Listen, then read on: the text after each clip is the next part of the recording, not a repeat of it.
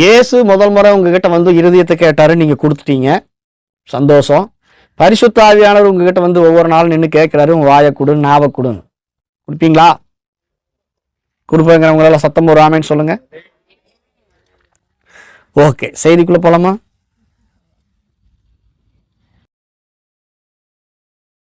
இல்லையா? சரி, வாசிப்போம். எசேக்கியேல் தீர்க்கதரிசி புஸ்தகம் 47ஆம் அதிகாரம். ஆழங்களுக்குள்ள நாம செல்லும். 47ஆம் அதிகாரத்துல நம்ம வாசிச்சுட்டு இருக்கிறோம். நான் வாசிக்கிறேன், நீங்க கேளு, இல்லைன்னா சேர்ந்து எல்லாரும் வாசி. பின்பு அவர் என்னை ஆலயத்தின் வாசலுக்கு திரும்பி வர பண்ணினார். இதோ வாசற்படியின் கீழிருந்து தண்ணீர் புறப்பட்டு கிழக்கே ஓடுகிறதா இருந்தது. ஆலயத்தின் முகப்பு கிழக்கு நோக்கி இருந்தது. அந்த தண்ணீர் ஆலயத்தின் வலதுபுறமாய் பலிபீடத்துக்கு தெற்கே பாய்ந்தது. அவர் என்னை வடக்கு வாசல் வழியாய் புறப்பட பண்ணி என்னை வெளியிலே கீழ் திசைக்கு எதிரான புறவாசல் மட்டும் சுற்றி நடத்தி கொண்டு போனார். அங்கே தண்ணீர் வலதுபுறத்திலிருந்து பாய்கிறதா இருந்தது. அந்த புருஷன் தமது கையில் நூலை பிடித்து கொண்டு கிழக்கே புறப்படுகையில் 1000 முழம் அளந்து என்னை தண்ணீரை கடக்க பண்ணினார். தண்ணீர் கணுக்கால் அளவாய் இருந்தது. முதல்ல ஆலயம்னா என்ன? நாம தான் ஆலயம். நமக்குள் இருந்துதான் அந்த நதி புறப்படுதுன்னு சொன்னேன். போன வாரமெல்லாம் எடுத்து தியானிச்சிங்களா? கேட்டீங்களா? அதை கேட்டுட்டே நீங்க என்ன பண்ணணும்? பேச ஆரம்பிச்சிடணும். அல்லேலூயா. ஆலயத்தின் வாசலில் இருந்து சொல்லுங்க. ஆலயத்தின் வாசப்படியில் இருந்து. வாசப்படின்னு என்னது? நம்முடைய நாவு தான் வாசப்படின்னு நான் உங்களுக்கு சொன்னேன். அது சங்கீதத்துல சொல்லப்பட்டிருக்கு 141:3. நீதிமொழிகள் 18:4 சொல்லப்பட்டிருக்குது. வாசல் எதுவா? நம்முடைய நாவு, அதாவது நம்முடைய வாய். அதை திறந்து நாம் என்ன செய்யணும்னா அந்நிய பாஷைகளிலே பேசி ஜெபிக்க வேண்டும், ஆவியில நிரம்பி ஜெபிக்க வேண்டும் என்று பவுல் சொல்லுகிறார். அது எங்க புறப்பட்டு போச்சா? முதல்ல கிழக்கு. சொல்லுங்க. ஆமா, இஸ்ரவேல் தேசத்துல இந்த ஆலயம் கட்டப்படுகிற இடத்துல இருந்து கிழக்கு நோக்கி பார்த்தோம் சொன்னா கிழக்கத்திய நாடுகள். கிழக்கத்திய நாடுகள் ஒண்ணு இது இந்தியா. என்னது? ஆமா, நம்ம மேலதான் அது பாயுது. சொல்லுங்க ஆமேன். இப்ப நம்ம மூலமா தான் ஒரு அசைவு என்ன பண்ண போகுது? வரப்போகுது. இது உங்களை குறித்து தேவன் கொடுக்கிற தீர்க்க தரிசன வார்த்தை. அல்லேலூயா. கிழக்கு எங்க இருக்குது? கிழக்கு நேரம் அப்படியே என்ன கை நகர்த்திட்டே வந்தீங்கன்னா அது இந்தியாவில் போய் நிக்கி. இப்ப இந்தியா மேல கத்தனை இருக்கிறாரு, நோக்கமா இருக்கிறார். எஸ்தர் புஸ்தகம் ஆரம்பிக்கும் போது எப்படி ஆரம்பிக்குது?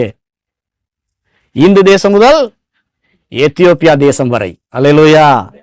அங்க என்ன நடந்துச்சு? பெரிய ரட்சிப்பு நடந்தது யூதர்களுக்குள்ள. அல்லேலூயா. அப்ப மிகப்பெரிய ரட்சிப்பு, மிகப்பெரிய எழுப்புதல், ரிவைவல் எங்கிருந்து வரும்னா கிழக்கத்திய நாடுகளா இருக்கிற நம்மிடத்துல இருந்து தான் அது புறப்படும். ஆமென் சொல்லுவோம். உங்களிடமிருந்து தான் அது புறப்படும். அல்லேலூயா. அதுக்கு நேரம் மேற்கையும் பாய்தான். மேற்குங்கிறது வந்து பாத்தீங்கன்னா ஐரோப்பியா கண்டம். அல்லேலூயா. கிழக்குங்கிறது ஆசியா கண்டம், மேற்கு ஐரோப்பியா கண்டம். ஆலயத்தினுடைய கிழக்கு பகுதி, ஆலயத்தினுடைய மேற்கு பகுதி. அல்லேலூயா. ஐரோப்பா கண்டம். வெஸ்டர்ன் கண்ட்ரியா? ஆமா, ஜெர்மன், ஐரோப்பிய நாடுகள் நிறைய இருக்குது இல்லையா? இத்தாலி, ஜெர்மன், பிரிட்டன், இந்த மாதிரி நாடுகள் எல்லாம் அது பாய். சரி, ஓகே. கிழக்கத்திய புத்திரர்களா நாம் இருக்கிறோம். அல்லேலூயா. சொல்லுங்க. கிழக்கத்திய புத்திரர்கள். கிழக்கில் இருந்துதான் சாஸ்திரிகள் என்ன பண்ணாங்க? இயேசுவை தேடி வந்தாங்க. அல்லேலூயா. கொண்டு வந்து காணிக்கைகளை கொடுத்தாங்க. இப்ப கிழக்கத்திய நாடுகளின் மீது தேவன் என்ன பண்ணிருக்கிறாரு? ஒரு நோக்கத்தை வச்சிருக்கிறார். விசேஷமா கிழக்கத்திய நாடுகள்ல இந்தியா மேல ஒரு விசேஷித்த நோக்கத்தை கர்த்தர் வச்சிருக்கிறாரு. இன்னைக்கு நான் உங்களுக்கு சொல்லுகிற ப்ராப்பர்ட்டி என்னன்னா, இந்த பட்டணத்துல நம்ம மேல ஒரு நோக்கத்தை வச்சிருக்கிறார். அல்லேலூயா. அதனால நீங்க என்ன செய்யணும்? உங்க ஜெப அளவை, உங்களுடைய ஜெபத்தின் ஆழத்தை பெரிதாக்குங்கள். அல்லேலூயா. கணுக்கால் அளவாய் இருந்தது. 1000 முழம் அளந்து. சொல்லுங்க 1000. வேதத்துல எங்கெங்கெல்லாம் 1000 வருதோ அங்கெல்லாம் நீங்க அண்டர்லைன் பண்ணி படிச்சீங்கன்னு சொன்னா 1000 என்று சொன்னால் பெருக்கம். உபாகம் 1ஆம் அதிகாரம் 11வது வசனத்துல மோசே இஸ்ரவேல் ஜனங்களை ஆசீர்வதிக்கும் போது இப்படி ஆசீர்வதிக்கிறார். எப்படி? நீங்கள் இப்போது இருக்கிறதை பார்க்கிலும் 1000 மடங்கு உங்கள் தேவனாகிய இஸ்ரவேலின் தேவனாகிய கர்த்தர் உங்களை ஆசீர்வதிப்பார் அப்படின்னு சொல்லி மோசே பிளஸ் பண்றார். ஆசீர்வாத பெருக்கம். 1000 என்பது ஆசீர்வாதத்தின் பெருக்கம். தேவனுடைய ஆசீர்வாதத்தினுடைய பெருக்கத்தை அது காட்டுது. மோசே சொல்றார். வெளிப்படுத்தல் 20ஆம் அதிகாரம், ஆதியாகமத்திலிருந்து வெளிப்படுத்தல் வரைக்கும் நீங்க படிச்சீங்கன்னா 1000 என்கிற நம்பர் இருக்கு இல்லையா? அந்த நம்பர் 1000 என்பது பிசாச கர்த்தர் 1000 வருஷம் என்ன பண்ணுவாரு? சிறையில போட்டுருவார். அப்ப சிறையிருப்பு பிசாசுக்கு. அந்த 1000 வருஷம் இயேசு என்ன பண்ணுவாரு? தம்முடைய பரிசுத்தவான்களோடு கூட மணவாட்டி சபையோடு கூட உலகத்தை ஆட்சி செய்வார். அப்ப 1000 என்பது ஆளுகையை காட்டுது. 1000 என்பது நம்முடைய எதிராளிக்கு சிறையிருப்பை காட்டுகிறது. ஒரு 1000 முறை நீங்க அளந்து நீங்க உள்ள போயிட்டீங்கன்னு சொன்னா நீங்க ஆள ஆரம்பிச்சிருவீங்க. அழ ஆரம்பிக்க மாட்டீங்க, ஆளுகை செய்ய ஆரம்பிச்சிருவீங்க. அல்லேலூயா சொல்லுவோம். நீங்க பெருக ஆரம்பிச்சிருவீங்க. அல்லேலூயா சொல்லுவோம். முதல் ஆழம் கணுக்கால் அளவு, 1000 முழம் அளந்து. அங்க என்ன கணுக்கால் அளவு இருந்துச்சா? 4 விதமான ஆழத்தை எசேக்கியேல் தீர்க்கதரிசி சொல்றாருன்னு சொன்னேன். ஒரு நாளைக்கு எத்தனை மணி நேரம்? 24 மணி நேரம். இந்த 24 மணி நேரத்தை 4ஆ நீங்க பிரிச்சீங்கன்னா, 4 ஆழத்தை ஒப்பிட்டு நீங்க பிரிச்சீங்கன்னு சொன்னா 6 மணி நேரம், 6 மணி நேரம், 6 மணி நேரம், 6 மணி நேரம், 4 6 24 மணி நேரம். ரெய்னார்ட் போங்கே அப்படிங்கிற ஒரு மிகப்பெரிய சுவிசேஷகர் சொல்றார். இந்த ஆழத்தை பத்தி சொல்லும்போது என்ன சொல்றாருன்னா, அந்த முதல் கணுக்கால் அளவு அப்படி ஜெப அளவு அப்படிங்கிறது அந்த நேரம் எப்படிப்பட்டதுன்னா 6 மணி நேரம் நீங்க ஆவியில நிரம்பி ஜெபிக்கணும் அப்படின்னு சொல்றார். அல்லேலூயா. பேதுரு 6 மணி நேரம் ஆவியில நிரம்பி ஜெபித்தார். யோவான் 6 மணி நேரம் ஆவியில் நிரம்பி ஜெபித்தார். அவங்களுடைய ஜெப வேலை பாருங்க, அதிகாலை 3 மணியிலிருந்து. ஏன்னா பகலின் குளிர்ச்சியான வேலையில தான் ஆதாமை தேடி கர்த்தர் வந்தார். அந்த வேலை ஒரு அருமையான வேலை. அதனால அந்த நேரத்தை என்ன பண்ணாங்கன்னா பரிசுத்தவான்கள் எடுத்துக்கொண்டார்கள். தேவனும் பாருங்க அதே நேரத்துல தான் என்ன பண்ணாரு? பரிசுத்த ஆவியானவர் இறங்கினார். பெந்தகோஸ்தே என்னும் நாள், இந்த நாளுக்கும் இஸ்ரவேலர்கள் விடுதலையான நாளுக்கும் நிறைய சம்பந்தம் இருக்குது. எகிப்திலிருந்து என்ன பண்ணாங்க? இஸ்ரவேலர்கள் புறப்பட்டாங்க. எந்த மாதம்? ஆபிப் மாதம் 14ஆம் தேதி. அதே மாசத்துல அதே நேரத்துல அதே மாதத்துல பரிசுத்த ஆவியானவர் இஸ்ரவேல் ஜனங்கள் விடுதலை பண்ண அதே தேவன் பெந்தகோஸ்தே நாள்ல 120 பேர் மேல அதே நேரத்துல அதே மாதத்துல அதே தேதியில அதே நேரத்துல வந்து இறங்கி அவருடைய நாவை பிடித்தார். அக்னியா இறங்கினார். அல்லேலூயா. சீனாய் மலையில பாருங்க, 50வது நாள்ல மோசே சீனாய் மலையில நியாயப்பிரமாணத்தை வாங்கினார். எகிப்திலிருந்து புறப்பட்ட அந்த ஆபிப் மாதம் புறப்பட்ட அந்த 15ஆம் தேதியிலிருந்து சீனாய் மலையில வர வரைக்கும் அவங்களுக்கு 50வது நாள். அந்த 50வது நாள்ல தான் மோசே என்ன பண்ணாரு? சீனாய் மலையில போய் நியாயப்பிரமாணத்தை வாங்கினார். அல்லேலூயா. அதே 50வது நாள்ல பெந்தகோஸ்தே நாள்ல, பெந்தகோஸ்தேனா 50, பரிசுத்த ஆவியானவர் இறங்கினார். மோசே எப்படி சந்திச்சாரு? சீனாய் மலையில அக்னிமயமா வந்து இறங்கினார் பரிசுத்த ஆவியானவர். அங்க பெரிய சத்தம் உண்டாச்சா யாத்திராகம் 19ஆம் அதிகாரத்துல. அதே மாதிரிதான் பரிசுத்த ஆவியானவர் பெந்தகோஸ்தே என்னும் நாள் வந்த போது அந்த மேல் வீட்டு அறையில பெரிய இடி முழக்கத்தோடு அங்க இறங்கினார். அங்க சத்தம் வந்துச்சு. அல்லேலூயா. தேவனுடைய விரல் வந்து என்ன பண்ணுச்சா? நியாயப்பிரமாணத்தை கற்களிலே எழுதுச்சா சீனாய் மலையில. இந்த பெந்தகோஸ்தே இந்த மேல் வீட்டறை எங்க இருக்குது? சியோன் மலையில் இருக்குது. என்ன மலையில் இருக்குது? கர்த்தருடைய பர்வதம் சியோன் மலை. சீனாய் மலைக்கும் சீயோன் மலைக்கும் நிறைய ஒற்றுமை இருக்குது. சீனாய் மலையில மோசே நியாயப்பிரமாணத்தை வாங்கினார். பரிசுத்த ஆவியானவர் இறங்கும் போது எப்படி இறங்கினாரு? அக்னியா இறங்கினார். தேவனுடைய விரல் என்ன பண்ணுச்சு? கற்பலகைய தேவனுடைய வார்த்தைகளை எழுதிச்சு. அல்லேலூயா. பெந்தகோஸ்தே நாள்ல சீயோன் மலையில பரிசுத்த ஆவியானவர் அக்னிமயமான நாவுகள் போல இறங்கினார். அவர் இறங்கினார்னா ஏதோ ஒண்ணு செய்வாருங்க. நீங்க அக்னிமயமா இறங்கினாரா? நியாயப்பிரமாணத்தை எழுதினார் கல்லுல. அல்லேலூயா. ஆனால் சியோன் மலையில மேல் வீட்டறையில 120 பேர் மேல பரிசுத்த ஆவியானவர் அக்னிமயமான நாவுகள் போல வந்து இறங்கி கற்பலகையில் எழுதல, அவர்கள் இருதயமாகிய பலகையில ஒன்னை எழுதினார். அல்லேலூயா. அதத்தான் எசேக்கியேல் தீர்க்கதரிசி சொல்றாரு, புது சிருஷ்டிக்குரிய ஆசீர்வாதம் என்ன? நானே அவர்களுடைய உள்ளத்திலே என் ஆவியை வைத்து அவங்க எப்படி நடக்கணுங்கிறத அவர்கள் இருதயமாகிய பலகையில் எழுதுவேன். இதுதான் புது உடன்படிக்கையின் ஆசீர்வாதம், புது சிருஷ்டிக்குரிய ஆசீர்வாதம். அதை நாம் அனுபவிக்க வேண்டாமா? அல்லேலூயா. ஆவியானவர் உங்கள் இருதயமாகிய பலகையில எழுதணும். அதுக்கு உங்களுடைய நாவு தேவை. அல்லேலூயா. அந்த நாளைத்தான் தேவனுடைய பரிசுத்தவான்கள் என்ன சொல்றாங்க? புது உடன்படிக்கையின் காலம் சொல்றாங்க. அந்த பெந்தகோஸ்தே நாள, அந்த சபை உண்டான நாள, சபையின் காலம், கிருபையின் காலம். எபிரேயர் 8ஆம் அதிகாரம் 6வது வசனத்துல 6:8 பவுல் சொல்லும் போது என்ன சொல்றாரு? விசேஷித்த உடன்படிக்கையின் காலம், விசேஷித்த வாக்கு தத்தங்களின் பேரில் ஸ்தாபிக்கப்பட்ட விசேஷித்த உடன்படிக்கையின் மத்தியஸ்தராய் கிறிஸ்து இருக்கிறார். அப்ப விசேஷமான ஒன்ன அந்த விசேஷமான நாளுல, அந்த விசேஷமான நேரத்துல ஒரு விசேஷமான ஒன்ன பரிசுத்த ஆவியானவர் இஸ்ரவேல் ஜனங்களுக்கு கற்பலகையில கொடுத்த மாதிரி மேல் வீட்டறையில பரிசுத்தவான்களுக்கு கொடுத்தார். அதுதான் நவமான பாஷை. அல்லேலூயா. அந்த நவமான பாஷை கிஃப்டா அவங்களுக்கு கொடுக்கப்பட்டுச்சு.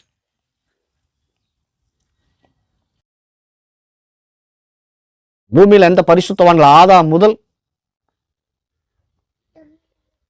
இதுவரைக்கும் எந்த பரிசுத்தவான்களும் பெற்றுக்கொள்ளாத ஒரு கிஃப்ட். பூமியில் எந்த பரிசுத்தவான்களும் சாப்பிடாத அல்லது குடிக்காத நல்ல ஒரு திராட்சரசம். அல்லேலூயா. எல்லாம் என்ன சொன்னாங்க? இவங்க ஆவியில் நிரம்பி ஜெபிச்ச உடனே இவர்கள் மதுபான வெறி கொண்டிருக்கிறார்கள் சொன்னாங்களா அப்போஸ்தலர் 2ஆம் அதிகாரத்துல? ஏன்னா அவங்க குடிச்ச ரசம் அந்த மாதிரி ரசம். அல்லேலூயா. பரிசுத்த ஆவியில நிறைஞ்சு அவங்க பேசுனாங்க பாருங்க, அந்த கிஃப்டை ஆப்ரேட் பண்ணாங்க. ஆவிக்குரிய வரங்கள் 9 இருக்குது. இதெல்லாம் தெரிஞ்சுக்கணும். ஆவிக்குரிய வரங்கள் எத்தனை இருக்குது? அந்த 9 வரங்கள்ல ஒரு வரம், முதல் வரம் அந்நிய பாஷை. அதான் கீ, அதான் சாவி. எல்லா வரங்களையும் செயல்படுத்துறதுக்கு அந்நிய பாஷைங்கிற வரம் ரொம்ப முக்கியமான வரம். அந்நிய பாஷை, வியாக்கியானம், தீர்க்க தரிசனம். இந்த 3 ஒரு குரூப்பா இருக்கும்.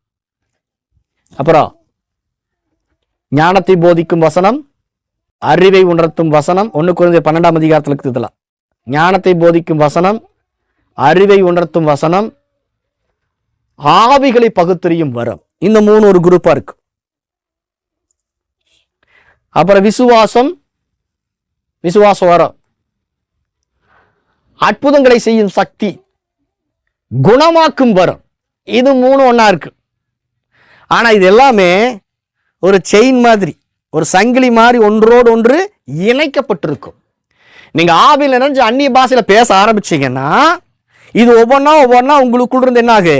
ஆப்ரேட் ஆக ஆரம்பிக்கும். அல்லேலூயா.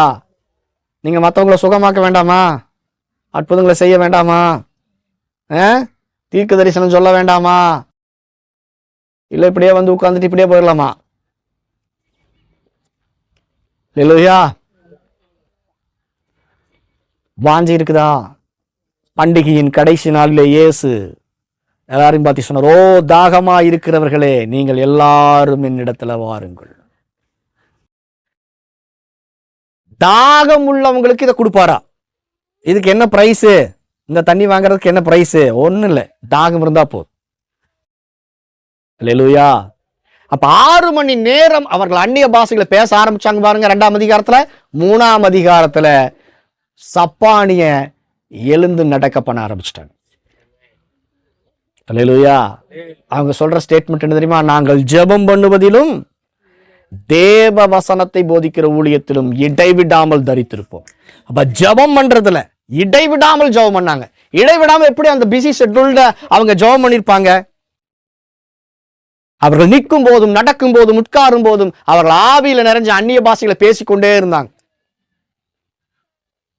அல்லேலூயா. பேசுவீங்களா நீங்க? இப்பவே ஸ்டார்ட் பண்ண ஆரம்பிச்சிருவீங்களா? சும்மா வாயை திறந்து பேசிட்டே இருங்க. எல்லாத்துக்கும் முன்னாடி பேச முடியலையா? ஹெட்செட்டாவது மாட்டிக்குங்க. இப்பதான் சொல்லி கண்டுபிடிச்சிருக்காங்கல்ல. சும்மா போனை வச்சுட்டாவது என்ன பண்ணுங்க, ஹெட்செட் மாட்டிட்டு நீங்க வாட்டில தேவனிடத்துல பேசிட்டு இருங்க. யாரும் உங்களை பைத்தியக்காரன்னு சொல்ல மாட்டாங்க. ஏதோ போன்ல பேசிட்டு இருக்காரு அப்படின்னு சொல்லுவாங்க. அல்லேலூயா. இதுக்கு மேல எப்படி சுலபமா சொல்லி கொடுக்கறதுன்னு எனக்கு தெரியல. நீங்க ஏதாவது ஐடியா இருந்தா சொல்லுங்க. அல்லேலூயா. நியாயப்பிரமாணத்தை எழுதினார் இல்லையா? தேவனுடைய விரல் வந்து எழுதுச்சு. மத்தேயு சொல்றார், மத்தேயு தேவனுடைய விரல் என்பது பரிசுத்த ஆவியானவர். அல்லேலூயா. லூக்கா தேவனுடைய விரல் பாரு, மத்தேயு தேவனுடைய ஆவின்னு சொல்லுவார். அப்ப தேவனுடைய ஆவிதான் என்ன பண்ணுச்சு? வந்து நியாயப்பிரமாணத்தை அந்த கற்பலகையில எழுதுச்சு. இந்த எழுதின இந்த தேவனுடைய வார்த்தைகளை எடுத்து என்ன பண்ணணுமா இஸ்ரவேல் ஜனங்க? உபாகம் 6ஆம் அதிகாரம் 7ஆம் அதிகாரம் எல்லாம் வாசிச்சு பாருங்க. நிற்கும் போதும் நடக்கும் போதும் உட்காரும் போதும் அதை என்ன பண்ணாங்க? பேசுனாங்க. ஒரு அம்மா சொல்லுது, அந்நிய பாஷைங்கிறது தேவன் கொடுத்த ஒரு உத்தமமான பரிசுத்தமான வார்த்தை. அது கண்ட இடத்துல பேசலாங்களா பாஸ்டர்? கண்ட இடத்துல பேசலாமா?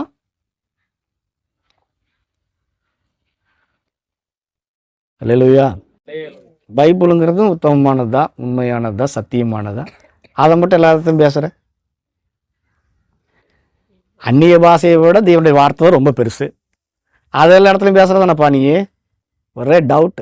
சாம்பசுராஜ் அது எல்லா இடத்துலையும் பேசலாமா? அல்லேலூயா. வசனம் சொல்லுது, நிற்கும் போதும் உட்காரும் போதும் எழுந்திருக்கும் போதும் இவைகளை குறித்து பேசுங்கள். தேவனுடைய வார்த்தையை குறித்து பேசுங்கள். தேவனுடைய ஆவியானவர் தான் எழுதுனது. அந்த வார்த்தையை தான் பேச சொன்னார் மோசே. பரிசுத்த ஆவியானவர் முதல் உங்க மேல வந்த உடனே உங்களுக்குள்ள அந்த பாசைகளை உங்களுடைய இருதயமாகிய பலகையில எழுதிட்டாரு. நீங்க ஆவியில நிறையும் போது, இருதயம் நிறையும் போது, இருதயத்தின் நிறைவு வாய் பேசும். நீங்க பேச பேச பேச பேச ஏதோ ஒண்ணு நடக்குது. அல்லேலூயா. பேதுரு பாருங்க, பூட்டப்பட்ட அறையில் இருந்தான், பூனை மாதிரி பதுங்கி இருந்தான், பயந்து கிடந்தான். இதை பேச ஆரம்பிச்சான் பாருங்க. 6 மணி நேரம் எழுந்து தைரியமா பிரசங்கம் பண்ண ஆரம்பிச்சிட்டான். அற்புத அடையாளங்களை செய்ய ஆரம்பிச்சிட்டான். அல்லேலூயா. கர்த்தர் அப்பேற்பட்ட ஆழத்துக்குள்ள உங்களை கொண்டு செல்ல விரும்புகிறார். கணுக்கால் அளவு ஆழங்கிறது 6 மணி நேரம் நீங்க தேவனுடைய ஆவியில் என்ன பண்ணணும்? நிரம்பி பேசணும். எப்படி பேசணும் சொல்லி கொடுக்கட்டுமா? சொல்லி கொடு. துவைக்கிறீங்களா வீட்டுல? சமைக்கிறீங்களா? அப்பெல்லாம் நீங்க என்ன பண்ணுங்க?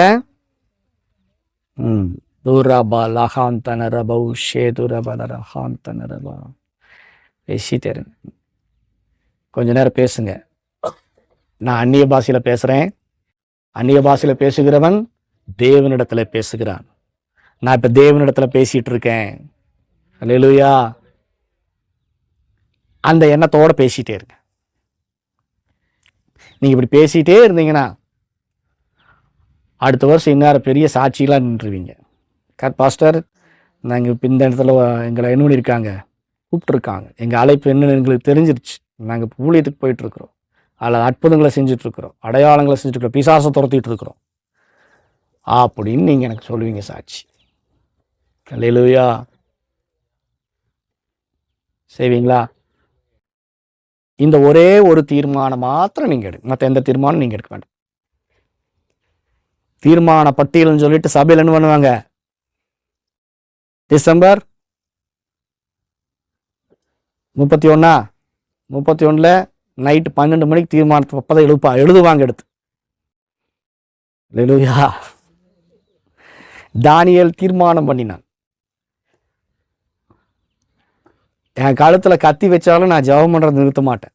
சிங்க கபியில கொண்டு போய் என்னை தூக்கி போட்டாலும் நான் ஜெபம் பண்றதுல நிறுத்த மாட்டேன். தீர்மானம். சோதனை வந்துச்சு. தானியேல் கிட்ட எந்த விதமான குற்றத்தையும் அவங்களால கண்டுபிடிக்க முடியல. பர்ஃபெக்டா இருக்கிறான் எல்லாத்துலயும். எப்படி முடிஞ்சது அப்படின்னா அவனுடைய தீர்மானம் அவனை பர்ஃபெக்டா வச்சிருச்சு. ஜெபம் பண்றதெல்லாம் சரியா இருப்பேன். அல்லேலூயா. ஜெபமே பண்ண முடியாட்டியா பலகண்ணி வழியா என்ன பண்ணுவேன், முட்டிங்கால் போட்டு கையை உயர்த்தியாவது நின்றுவேன். ஜெபம் பண்ண முடியல, கம்முன்னு முழங்கால் போட்டு கையை உயர்த்தி நின்றுவேன். தேசாதிபதிகள் தானியேல் இடத்துல அந்த ஒரு குற்றத்தை கண்டுபிடிச்சாங்க. தேவனை தவிர வேற எதையும் நீ கூடாது, ராஜாவை தவிர 30 நாள் எதையுமே கும்பிடக்கூடாதுன்னு சொல்லி ஒரு தீர்மானம் இருக்குது. அதை அமுல்படுத்தினாங்க, சட்டத்தை போட்டாங்க. ஆனா தானியேல் என்ன பண்ண முடியல, நிறுத்த முடியல. சிங்க கபியில போட்டாங்க. தேவன் என்ன பண்ணாரு, தானியேல் எடுத்த தீர்மானத்துல அவர் சரியா இருந்ததினாலே அவருடைய காரியம் எல்லாம் ஜெயமாயிருந்தது. அல்லேலூயா. சிங்கத்தினுடைய வாயை கர்த்தர் அடைச்சார். அப்ப நீங்க இன்னைக்கு ஒரு தீர்மானம் என்ன பண்றீங்க, ஆமா 1ஆம் தேதியிலிருந்து ஸ்டார்ட் பண்ணிடலாங்களா பாஸ்டர், இப்ப மட்டும் நாங்க பிரியா இருந்துக்கிறோம். இன்றைய ரச்சனையினால் இன்றைய அனுகிரக நாள். அல்லேலூயா. நீங்க இந்த தாகத்தையும் வாஞ்சி இப்பவே பார்ப்பாரு கர்த்தர். நாளைக்கு பார்த்துக்கலாம் 1ஆம் தேதியிலிருந்து தானே அப்படின்னா உங்க மனசு எங்கில்ல, தேவனிடத்தில் இல்ல, உங்க மனசு வேற பக்கம் இருக்குதுன்னு அர்த்தம்.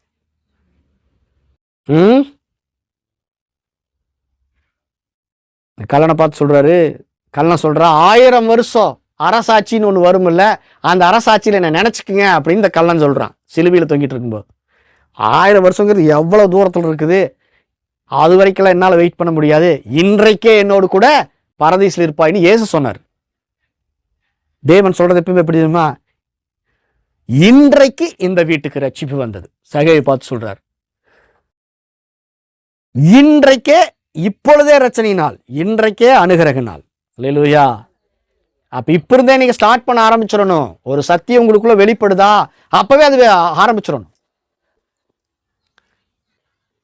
அல்லேலூயா. கணுக்கால் அளவு என்பது 6 மணி நேரம் நீங்கள் ஆவியில நிறைஞ்சு ஜெபிக்கிற ஜெபத்துக்கு அடையாளம். அல்லேலூயா. முழங்கால் போட்டு தான் ஜெபம் பண்ணணுமா? இல்லை. உங்க தகப்பனாய் இருக்கிற ஆபிரகாமை போல நீங்கள் நின்று கொண்டு ஜெபம் பண்ணலாம். விசுவாசிகளுக்கு தகப்பன் ஆபிரகாம் நின்று கொண்டு ஜெபம் பண்ணார். தீர்க்கதரிசிகளுக்கு தகப்பன் எலியா முகங்குப்புற விழுந்து ஜெபம் பண்ணார். அல்லேலூயா.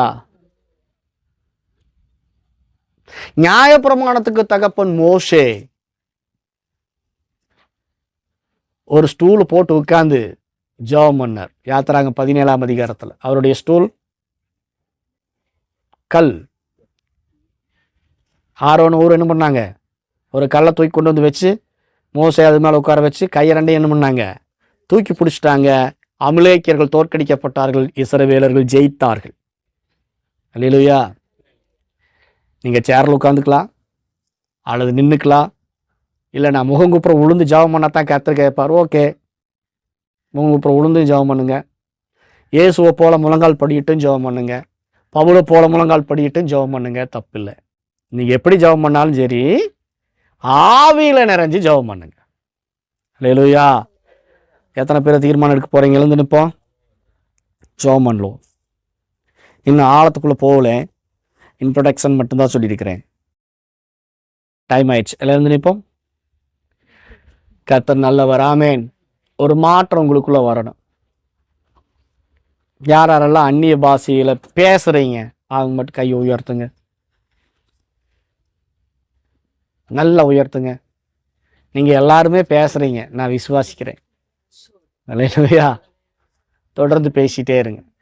தேவன் கொடுத்தது தானோ அப்படி சந்தேகப்படாதீங்க. பொல்லாதவர்களாக இருக்கிற நீங்களே உங்கள் பிள்ளைகளுக்கு நல்ல ஈவுகளை கொடுக்க அறிந்திருக்கும் போது உங்கள் பரமபிதா நீங்க அப்பத்தை கேட்குறீங்க, அவர் கல்லை கொடுத்துருவாரா? நீங்க உங்க பிள்ளைகளுக்கு கொடுக்க மாட்டேங்கும் போது அவர் நல்ல பிதா அல்லவா? நீங்க இந்த பாசிகளை கேட்குறீங்க, அவர் உங்களுக்கு அப்பம்னா அப்ப கொடுப்பார், மீனுன்னா மீன் தான் கொடுப்பார், பாம்பெல்லாம் கொடுக்க மாட்டார். நான் பேசணும்னா பிசாசு கொடுத்துருச்சான்? No, never. அல்லேலூயா. நம்முடைய விசுவாசம் நட்பிதா நலமருள்வார். அல்லேலூயா. ஏன்னா நம்ம இப்போ அப்பா கிட்ட தான் பேசிட்டு இருக்கிறோம். அதனால நீங்க வாய்களை திறந்து இப்பொழுதே ஆரம்பித்து விடுங்கள். உங்கள் ஆழங்களுக்குள் நீங்கள் சென்றால்தான் உங்களுக்குரிய ஆசீர்வாதத்தை நீங்கள் பார்க்க முடியும். எசேக்கியேல் ஒவ்வொரு ஆழமா கடந்து செல்ல செல்ல செல்ல செல்ல அவர் இருபுறமும் கனிதரும் விருட்சங்களை கண்டார். அல்லேலூயா. மச்சங்களை கண்டார், ஆரோக்கியத்தை கண்டார், சுகத்தை கண்டார், பலத்தை கண்டார், எல்லாத்துலேயும் ஒரு பெரிய சேஞ்சை கண்டார். உங்கள் வாழ்க்கையில் ஒரு பெரிய சேஞ்ச் வரணும் அப்படின்னு சொன்னால் இப்போ நான் சொன்ன இந்த சத்தியத்துக்குள்ள கால் எடுத்து வைங்க. அந்த புருஷன் நூலை பிடித்து கொண்டு, அவர் நூலை பிடிச்சார், உங்கள் புருஷன் உங்கள் கையை பிடிச்சி வா நான் ஆழத்துக்குள்ளே போகலான்னு சொல்லி கூப்பிடுறார். உங்கள் புருஷன் கர்த்தராகி இயேசு கிறிஸ்து. அல்லேலூயா. அவர் கையை பிடிச்சிட்டு உள்ள நுழையலாமா? ரபு கை பிடிச்சிக்கங்க, ஒருத்தருக்கு ஒருத்தர் கையை பிடிங்க, உங்களுக்கு கொடுக்குற அனைட்டிங்க ரிலீஸ் பண்ணுங்க. லார்ட் படா கிளபோ ரஹான் பவுல் சொல்றாரு, உங்க மேல தீமோத்தேயுவே உன் மேல நான் கையை வச்சதுனால உனக்குண்டான தேவ வரத்தை நீ அனல் மூட்டி எழுப்பி விடு. நீ தான் எழுப்பி விடணும். உங்க மேல கையை வைக்கிறோம், நீங்க அந்த ஆவியை பெற்றுக்கொள்ளுவீங்க, அந்த அனைட்டிங்க பெற்றுக்கொள்ளுவீங்க, அந்த ஜெப ஆவியை பெற்றுக்கொள்ளுவீங்க. எங்களுக்குள் இருக்கிற அந்த பாஷைகளை பேசக்கூடிய அந்த அனைட்டிங் உங்க மேல வரும், நீங்க அதை பெற்றுக்கொள்ளுவீங்க. அதை தொடர்ந்து நீங்க அனல் மூட்டி எழுப்பணும். பேசுங்க பேசுங்க, ரேட் பண்ண ஸ்டார்ட் பண்ணுங்க. என்ஜின் ஸ்டார்ட் பண்ணி விட்டா போதும், அது வாட்ல ஓடும். ஆவியானவருடைய ஆளுகைக்கு சபையை நான் ஒப்பு கொடுக்கிறேன். ஒவ்வொரு பிள்ளைகளை ஒப்பு கொடுக்கிறேன். சிறியோர் பெரியோர் முதல் ஒப்பு கொடுக்கிறேன். அவர்கள் ஆவியிலிருந்து உங்களோடு கூட கனெக்ட் ஆவாங்களாக, ஆக்டிவேட் பண்ணுவாங்க. ஹோலி ஸ்பிரிட் ஆக்டிவேட் பண்ணட்டப்பா. லாட் பாடா கிளபோ ரோஷே இயேசுவின் ரத்தத்தில் ஒப்பு கொடுத்து ஜெபிக்கிறேன் பிதாவே. ஆமென்.